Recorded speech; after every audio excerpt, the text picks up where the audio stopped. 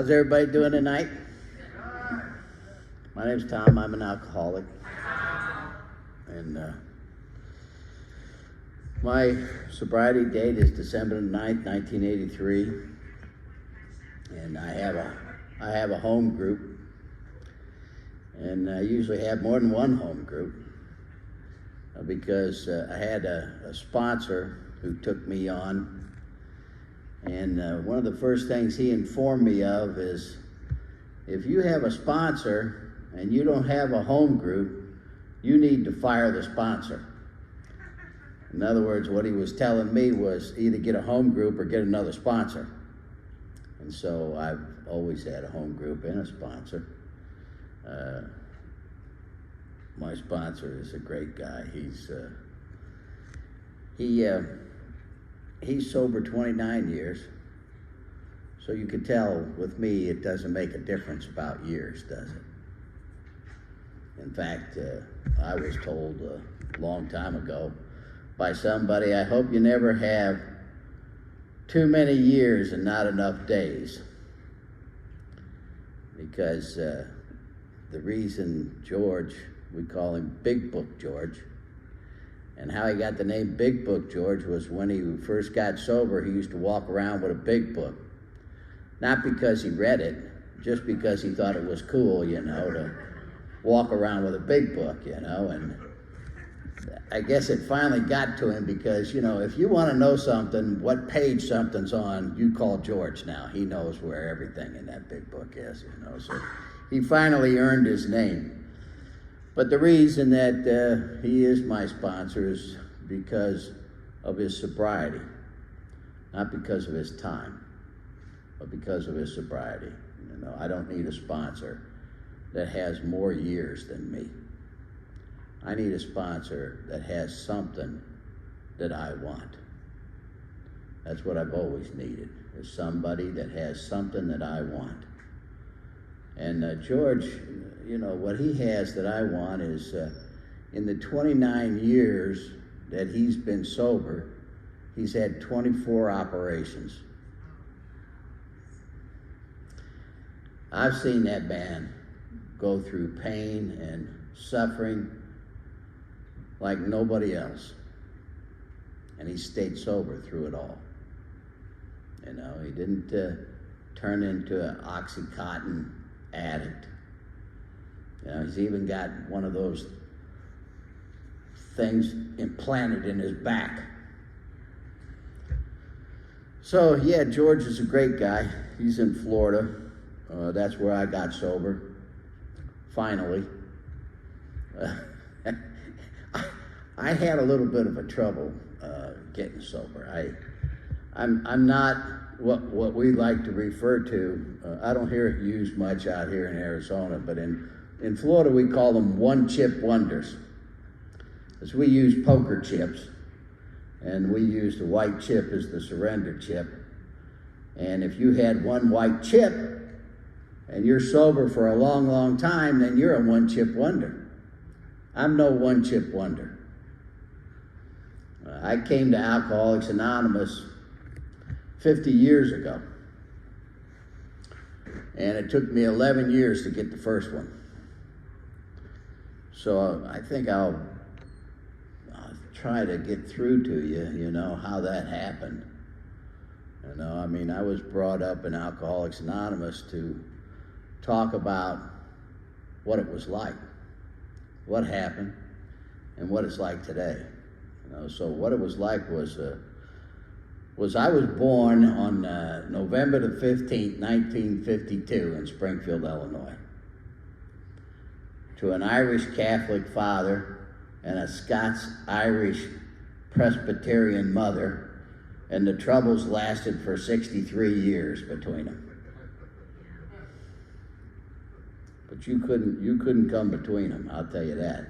They might have fought like cats and dogs, but my dad was from Rock Island, Illinois, and his father was an alcoholic. My dad was an adult child of an alcoholic who never recognized alcoholism as something that affected him. My sister is sober 40 years. I took her to her first meeting And I went and got drunk afterwards. That's why she's got a year more than I do. She's one of them one-chippers, you know. And she and I used to sit with the old man, and we used to try to talk to him about how alcoholism was a family disease. And he would make the comment, well, you know, my father's drinking didn't affect me because mother wouldn't allow him home if he was drinking. Yet he would see him sleeping in doorways on Skid Row. And we'd say, don't you think that had an effect on you? Why, no, it had no effect on me. That was his problem. He went to his grave at 91 hating him. He never could stop hating him. When he got old, he'd come and sit with me, you know, and talk to me about his father's alcoholism. Because you see, you know, my old Irish grandma, she wasn't going to divorce my grandfather. They don't do that. But she wouldn't allow him home if he was drinking. And he had a barber shop, and he was a periodic, and he got where he, you know, just couldn't stand staying sober any longer, and he'd lock up the barber shop. He knew he couldn't go home, so he'd just go down on Skid Row and live until he drank it out of him, you know, after a few months, and then he could come home. You know, my mother, who was from Springfield, Illinois, my father went there after the Second World War to go to Lincoln Law School. He was a B-17 bombardier in the Second World War, flew 35 missions over Germany. And it was closed, so he went to work in the State House, and that's where he met my mother.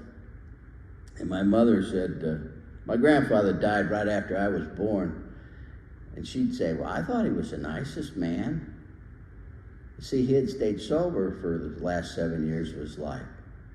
I thought he was the nicest man, you know, but your father's family, they couldn't stand him. As a matter of fact, when your father's family came from Rock Island to Springfield to our wedding, he had to ride the bus. They didn't even want him in the car with them. You know, I'd talk to him, he'd come to me and he'd say, you know, well, how would you feel? You know, your mother's making $12 a week during the Depression. And you see him sneaking in the house in the middle of the night, hiding his money in the register so he doesn't have to pay for anything, so he can use that for gambling and drinking. How would you feel? And I'd say, yeah, Dad, I know. I'd be mad too. But don't you understand, you know, that if you'd forgive him, you'd be free of that? And then he'd say, he doesn't deserve to be forgiven. People were like that. They tell you maybe God will forgive you, but I never will. They'll hold a grudge, you know, until the day they die. I'm glad that I found a new way. You know, I'm happy to have this covering my back any day. It took a long time for me to learn that, though. I was raised, you know, in Catholic schools, and I had a violent upbringing. Of course I did. My father was a rageaholic. You know, he didn't allow people to put their elbows on the table. And I kept putting my elbows on the table. And so he had me move down next to him. And the first time I put my elbows on the table, he took his fork and jammed it in my arm. And of course, I forgot in 5 minutes and had my elbows back on the table again, and then he punched me in the mouth and knocked me out of the chair. My brother got caught by the druggist stealing a candy bar. They called the old man. The old man came and got him, took him upstairs, knocked his front teeth out, took him to the church and told him to stay in here and pray until I come and get you. And my brother, he's out playing basketball. He was not smart enough, I guess, to think the old man was going to go around the block. So he knocked the hell out of him again and took him back in the church. The nuns started on me in the 2nd grade. I used to have a nun that used to grab me by my ears and shake my head violently in the 2nd grade. By the time the Christian Brothers were done with me in high school, they were using their knuckles on me. Those are the kind of people I grew up around. And I was always catching it because I was defiant from the very beginning. If you told me to sit down, I stood up. That's the kind of person I am. And I wasn't good at playing with other kids. I had a seriously bad temper. So I didn't do too well with team sports.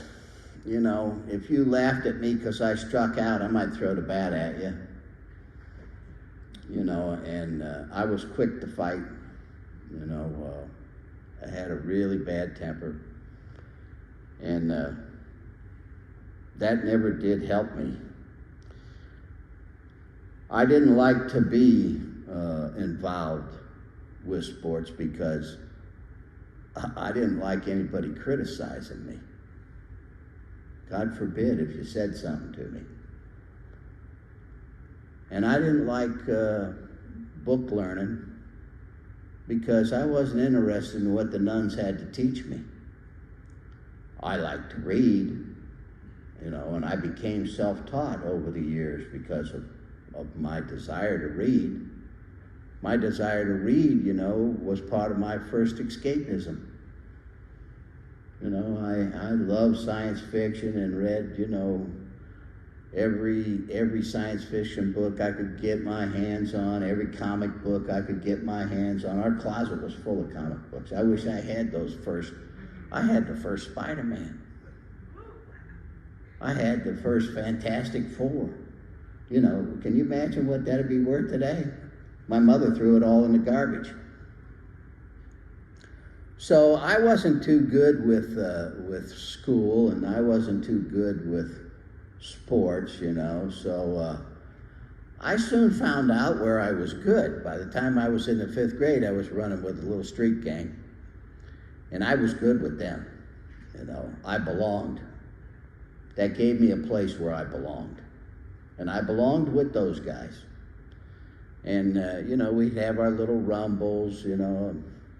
We didn't shoot people in those days. We just beat them with chains, you know, and sticks. And, you know, we used to make brass knuckles out of muffler clamps and stuff like that, you know. And we'd steal. You know, we were big thieves. We loved to steal everything. You know, we would even play games of going in and stealing things right out from underneath their noses and then going outside and all compare what we'd taken and then see who had the guts to go and put it back underneath their nose and not get caught. It was a game that we played. And vandalism, you know, and so by the time I got to be around 13, we had a fort that was built in the woods that us guys, you know, us little hoodlums, snot-nosed punks, my first mentor used to call us. We were snot-nosed punks. That's where we used to hang around and, you know, smoke cigarettes and look at Playboys and stuff like that. And I found a bottle of wine that some other kid had stole and stashed in the woods. What we in Illinois call Dago Red, you know, Chianti, the straw glass bottle. And it's Illinois, and it's February. It's cold in Illinois in February, you know, 10 degrees. And I saw it glinting in the bushes, and I figured some kid has stashed this wine. And so I got the wine, and I looked all around, nobody's around, and I thought, I'd always wanted to know what it felt like. You know, let me preface first by saying, I always knew there was something wrong with me. I didn't know what it was. I learned years later in Alcoholics Anonymous what that feeling was. I was always restless, irritable, and discontent. I never wanted to be who I was or where I was or doing what I was doing. I always wanted to be somebody else and be someplace else and doing something else. And I never felt like I belonged. I felt like I belonged with the rest of them guys, my little gang, you know, I belonged with them because they all pretty much felt the same way that I did. And you know, so I always wanted to know what it felt like to get drunk. So I said, well, to myself, I better just, you know, chug this down and I'm going to chug this down, and I'm going to see what it feels like. And I can remember chugging that wine down because it was so cold that there was ice chips in the wine. And the ice chips were melting. I can remember the ice chips melting in my throat as the wine went down and hit my gut and started to warm me up. And I sucked that whole bottle of wine down, and I fell in love with that feeling. And everything was good. And then I puked all over myself and passed out in the weeds, you know. And I just told you my drunk-a-love. Because you see, I never had a drink in my life that I didn't get drunk. I saw no need whatsoever to drink if we weren't going to get drunk. If you didn't have enough to get drunk on, why would I even drink? That had to come first. I had to know that there was enough to get drunk on. If there wasn't enough to get drunk on, I wasn't even going to bother with it. And so because we were good thieves already, we knew how to steal. You know, we'd wait for the beer man to come. And the saloons, you know, in Illinois, where I lived, in Peoria, they went straight down into the basement. That's where all the booze went, straight down into the basement. And the beer man, you know, would get his beer and load his hand truck up. Then he'd put his padlock on and take his beer down into the basement. And we'd be in the bushes with a 2-pound hammer. And as soon as he got down in the basement, we'd run over and bust that lock off with that 2-pound maul. And we'd run as fast as we can with as many cases as we could. And we already had overcoats with pockets sewn in, you know, for boosting other stuff that we'd already, you know, been stealing. And so we started going in the stores and boosting fists, pints, whatever we could get our hands on. And of course, we were the party boys. If you wanted to party, you came to us. And that made us important. And we had the fort in the woods, and we had the parties, and that continued on through high school. The only problem was, you know, and I understand, you know, where I am. Believe me, I've been here a long time. But you have to understand that it's part of my story of how it was. And what the mid-'60s were like. When people started turning on and stopped wanting to be, you know, falling down sloppy drunk kids and wanted to be hip, slick, and cool dopers. And they all started turning on, you know, and there was nobody left drinking except me and one of my buddies, you know, and I was starting to feel that abandoned feeling. And they kept saying to me, you know, come on, why don't you turn on? You know, why don't you smoke some pot with us, you know? And I'd say, oh, no, that'll turn you into a heroin addict if you do that. I heard about that. You'll become a heroin addict, you know. No, that's foolish. Don't even believe that. That's not true, you know. And I started to feel really bad, really alone. So finally I made the decision. Okay, I told my buddy. And we searched all over and couldn't find anything. He says, well, I got some mescaline. I said, give me that then. You know. I talk about substances that way because what I'm really wanting to talk about and share about is not a substance, but a thought process. The way that this alcoholic thinks. I'll get into that a little bit more when I go on in my story. You see, I took to that right away. And so instead of robbing the beer truck or the liquor stores, we started robbing the drug warehouse. We were getting bottles of 1,000 Tuinals, Seconals, Amatols, Black Beauties, White Crosses, and selling them just for weed and acid. And then my buddy's brother in '68 come back from Vietnam. And he was a Devil Dog Marine, and he was on the Battle of Quezon. And he'd come home with a big habit. He said, my brother's shooting reds all day and drinking a case of beer and a bottle of Jack every day just to keep his habit down. I bet you he'd like these barbs. And I went there, and I watched him put that needle in his arm and how fast he got messed up. And he said, you want to try? And I said, oh yeah. And I sat around and listened to him tell wonderful stories of the military life, running all the drugs from Vietnam and being involved in all that lifestyle. And so as soon as I turned 18, I joined the Army. Not because I was a patriot, but because I was a dope fiend. And I knew when they sent me to Germany what they didn't have over there and what I could take over there to get me right in with the gang. You see, I'm not just an alcoholic and a drug addict. I'm a criminal too. Crime was how I paid for things. Crime was how I supported myself. Crime was something I was addicted to from the time I was in the 5th grade and started running with a little gang. It was my easier, softer way to do things, to be somebody. It made me important. It made me a part of. That was what I was addicted to. That's all part of this disease of alcoholism that I have.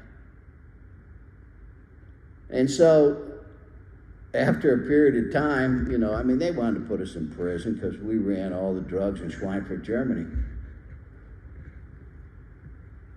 But they came up with a urinalysis. The Army invented it. And they came up with, the Vietnam War's coming to an end, and it caused a lot of drug addiction, and so we're going to give these guys discharges. And so that's what they did. They gave me general under honorable. But unfortunately, I came down with hepatitis at the same time. And, the Army in its wisdom, says, well, you got to go through 30 days of detox, but you can't do that until you get rid of the hepatitis. But we're all locked up in the same ward anyway. For 3 months, I'm locked up. My father always wanted to go back to Florida. He was there during the Second World War, and we worked in construction. And so he had gone there when I was overseas in 72. And so I was in Würzburg. I was in 3rd Infantry Division. I was in Würzburg in the old Nazi hospital for psychiatrics, where in one room they got the alkies strapped down going through the DTs yelling and screaming all night. They got the whack jobs in the rubber rooms yelling and screaming all night. And they got us junkies sitting out in the hallway, playing spades all night because we can't sleep. And so they took us from there to Frankfurt, locked us up there in an old Nazi psych hospital. And then, to Fort Stewart, Georgia. And finally to the VA hospital in Miami, Florida. And I come back on a plane from Germany with probably 150 drug addicts and alcoholics that they were throwing out. Because the war was coming to an end, they didn't need anybody anymore. They were looking for reasons to get rid of people. And it was me. They flew me down to the VA in Miami, and they wanted to give me treatment. But I didn't want anything to do with their treatment. I've been locked up for 3 months, and I'm clean. I'm sober. I want out. That's all I want. And so they let me out. And I went out the back door of the VA hospital in downtown Miami. I had a duffel bag full of uniforms, and I took them and threw them in the dumpster. And I said, I'll never shave or cut my hair again. And I went to the taxi stand sitting there, and I told the taxi driver, take me to Pompano Beach. And he said, you mean Pompano? I says, I don't know what the hell I mean. I'm from Illinois. I never been here before. So he took me up there, and the old man said, well, I don't have any job on my job, but they're working down the street on new sewer plant. He says, you can go to work down there. And I had no car, 'cause I'd been overseas, and I had no money because they'd taken it all from me, and fines and rank. They took my rank and my money and everything else. So I went to work $2 an hour chopping through solid coral rock just to lay some sewer pipe. And my brother was already up in Illinois. He'd had enough of working in Florida. And they told me when they let me out, don't drink because you messed your liver up. I was clean off of dope. I didn't want to shoot dope no more after what I'd been through. And, you know, I'm working on the job and I'm listening to those guys. You know, construction workers, they go to the bar every night and then they talk about what happened on the job all day in the bar. And then when they get on the job, they talk about everything that happened last night in the bar. So I had nothing to talk about and nobody to hang around with. And I was getting pretty lonely. So I started drinking. And I was with another alkie, and we were out at the VFW in Plantation, Florida one night to a dance. We both had our own bottles of vodka that we were sucking down, and the last thing I remember before I went into blackout was rolling around on the ground with him beating the hell out of each other, because that's usually what happened when you drank with me, you know. And when I came out of the blackout, I was in a hospital with the curtain around me, and my face was killing me. And I sat up, and there was a sink and a mirror there, and I looked at myself in the mirror. My nose was split open, and my face was all black and blue. And my clothes were laying on the chair, and all I could think is, I gotta get out of here. I need to get out of here. And I got up, and I got my clothes on, and I went to go sneak out of there, but two nurses caught me in the hallway, and they said, where are you going? And I said, I'm leaving. I don't have any money to pay you people. And they said, well, you can't leave. And I said, yeah, I can leave. How you going? What, are you going to stop me? No, but the state police are out here. They're going to. State police, yeah, they want you. Want me for what? Did you ever get a look on people's faces when you say something like that to them? What do you mean? You don't know why? You don't know why they want you? Well, no, I don't know why. Why do they want me? You know, well, because you ran into a carload of people. And there was little kids in that car. They're going to need plastic surgery. You messed them up bad. And I said, well, I don't even have a car. They said, well, you were driving your buddy's pickup. I said, well, where's he? And they said, he went through the windshield. He doesn't have any right eyebrow anymore. We sewed it up and sent him home. And you broke the steering wheel with your face. That's what happened to you. And I was going to Broward Junior College on the GI Bill because construction had gotten bad just so I could have some money to drink on. Taking an air conditioning class, and there was a Korean War veteran who used to sit in the chair next to me, and he looked at my face and he asked me what happened to me. And I told him about it, and he asked me if I wanted to have coffee with him after the meeting. I said, yeah, okay. So I went with him, and you know, the man started talking to me about alcoholism. And nobody had ever talked to me about alcoholism before. All anybody had ever talked to me is about, why don't you do the right thing? Why don't you behave yourself? What do you act like that for? You know, but this man never even told me that he was a member of this fellowship. Never told me he was an alcoholic himself. I found out later on he became my very first sponsor. That was 50 years ago. I went home, riding home on the bus that day, thinking about what that man had told me, thinking about why my life had always been such a mess, and I had all this remorse over these kids. I never had any remorse over anything before. And it was like a voice that was inside my head that spoke when I was questioning myself, you know, why I had all these problems. And it said, because you're an alcoholic like the man's talking about. And I said, yeah. And I went home and I pulled that phone book out, you know, and found AA right there on the front page. AA intergroup, and I called them, and there was a meeting that night down the street from my house. And I went there, and I stood in the bushes, and I had hair down to my shoulders and a beard down to here, and I watched all these middle-aged squares going into the back door of this Catholic church, and I didn't want to be there. I said, these people don't even look like me, a bunch of old people, you know. I was 21 years old. But the greeter saw me lurking around in the bushes, and he went and got me, and he brought me inside, and he introduced me to all these people, and I thought, well, this is pretty nice, you know. These people are nice to me, you know. And right away I started thinking, because, you know, I'm a great thinker. I'm a very great thinker and a real clever person. I know how to figure stuff out. And I started figuring right away, I better hang around someplace where they don't drink, and maybe I better hang around here. And maybe, you know, when I get in front of the judge, it might bode me well, you know, that I've got some time around here. You know, and Fort Lauderdale in 1973, there was no Narcotics Anonymous. There was only Alcoholics Anonymous, and the only place for a dope fiend like me to go was to Alcoholics Anonymous. And for the benefit of people like us in the rooms of Alcoholics Anonymous, the people in AA used to say, in Alcoholics Anonymous, we don't drink and we don't take any mind or mood-altering drugs.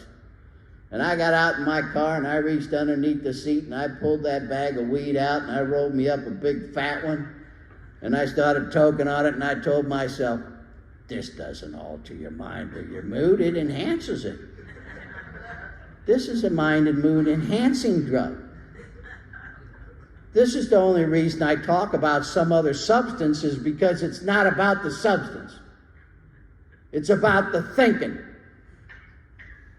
The way that I think. You see, I'm a master of rationalization and justification to soothe my conscience, minimize my guilt, and give me the ability to do whatever it is I want to do and think that I can do, and make me think that I'm different than you, because that's the first thing I started doing when I looked at those steps up there on the wall. I said, yeah, I got a problem with drinking, and I got the answer: you just don't drink. You don't need any of the rest of that. If this is about not drinking, I can do that. I can not drink. And after several months of hanging around AA, I got in front of that judge, you know, and he asked me the $64,000 question. He said, what's your problem, son? Then I knew what to tell him. You taught me to say it. You wanted me to have a seat.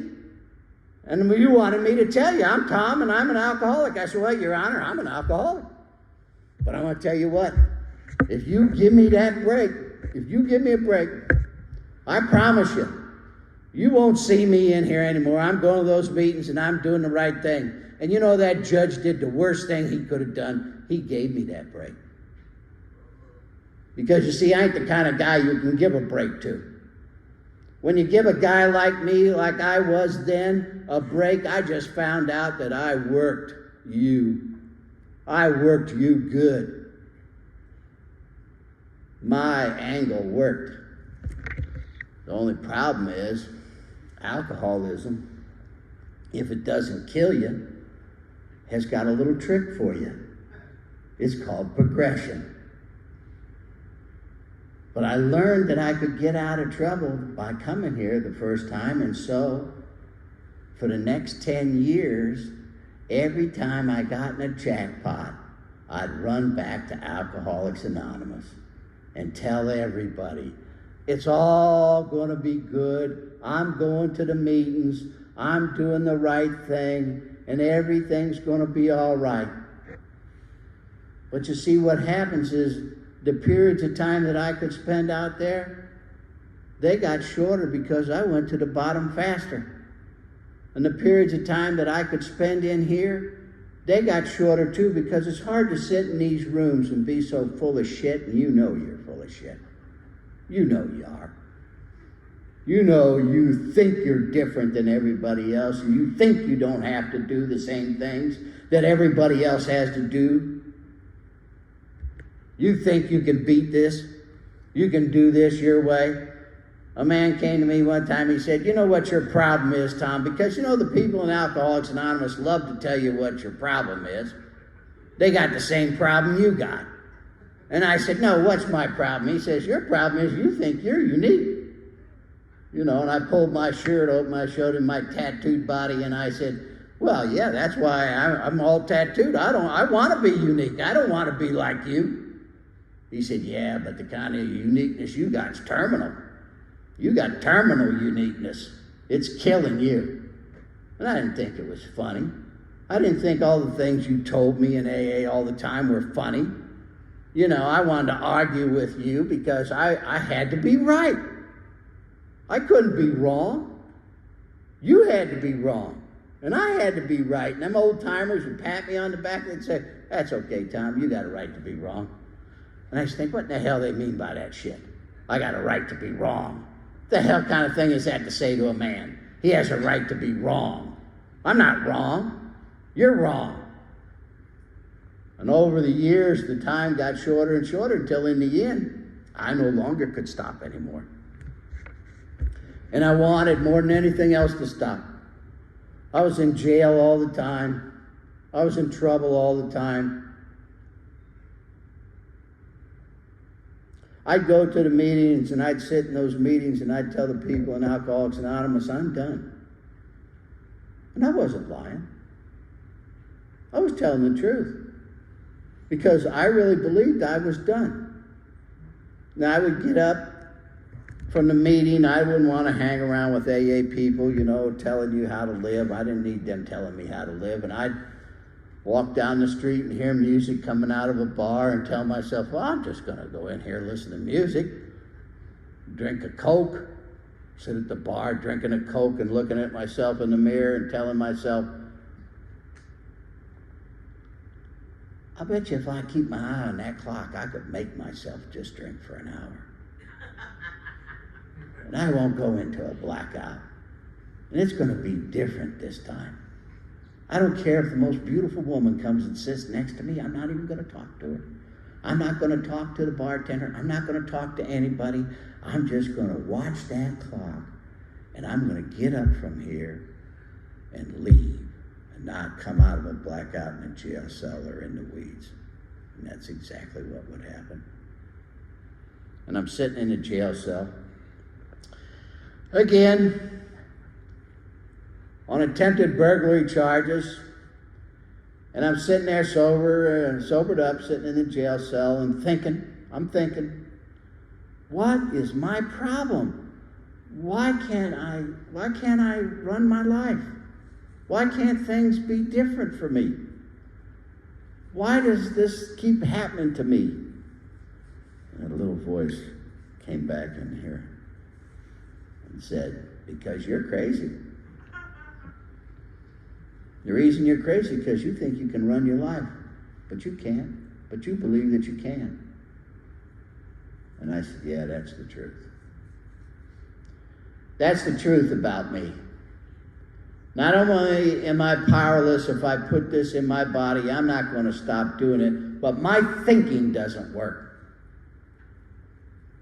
Drunk or sober, my thinking doesn't work. Because if all I needed to do was quit drinking, why in the hell did I go back drinking all the time? Because I still had the same mind, the mind of an alcoholic. And what I have is a disease that centers in my mind. And it's a talking disease. It's a mind-powered disease. It talks to me. You know what it tells me? It tells me you know how to run your life. And you know how to run everybody else's life. And you know the way life ought to run. And if everything had just run your way, it'd be a wonderful life. And then the show don't come off too good, does it? And I catch resentment. And I start getting angry. And I start sitting around in AA thinking, things ain't going my way.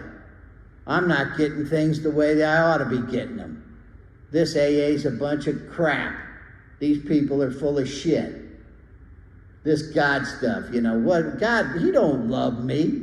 How come he don't reward me? Why ain't I getting the girl, the fancy car, the good job, the pocket full of money. Where's my reward for being a good boy? Like the nuns told me, if you be a good boy, good things will happen for you. It's all bull.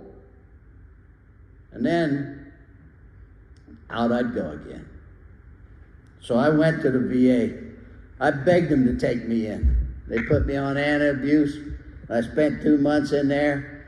And when I came out, I went to go back to meetings where I used to go. And I went to walk into the old Delray Beach Center house. A man was standing in the doorway and he wouldn't let me pass. I said, what's your problem? He says, where are you going? I says, I'm going to meeting.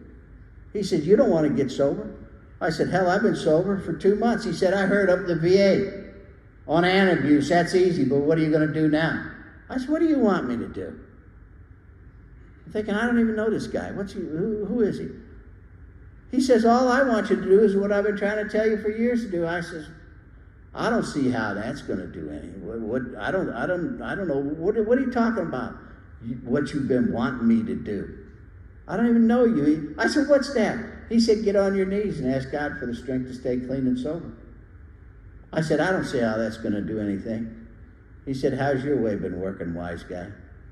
Your way been working for you? And all I could say was, well, I guess not. He said, well, then I guess what you believe in doesn't make any difference then, does it? Well, you know what? I'm not asking you what you're willing to believe in. I'm asking you, what are you willing to do? Are you just willing to ask God for the strength to stay clean and sober and thank Him at night? I said, yeah, I'll do that. And I lived with the obsession of drinking to use for a long time. Then one day it came to me, which is a lot more of my story, and I haven't got time for it. But I'll tell you this much, the way it is, the way it's been. You know, people in Alcoholics Anonymous will say they crossed over a line into alcoholism. I never crossed any line into alcoholism. I was always an alcoholic. People will say that AA restored them to a life that they once knew. AA didn't restore me to a life I once knew. AA gave me a life I never knew. Thanks for letting me share.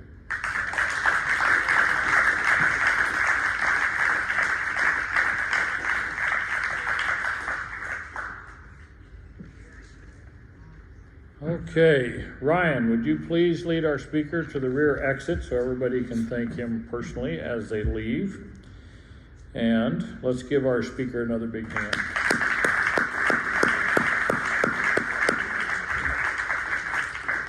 Now, before I finish our format, what do you guys think about having this in the back? Yes? Yeah? All right. We'll leave it that way then. Thank you. All right, we record our speakers here, and you can go to Rarely Group on YouTube if you'd like to listen to tonight's speaker or any past speakers. If you need help finding the site, see Bobby. He's standing in the back with his hand up. He'll be glad to help you. Would you please pick up your trash before you leave so we leave this room as clean as we found it. I'd like to thank Tony for reading How It Works, Beth for reading the 12 traditions, and let's thank Tom one more time.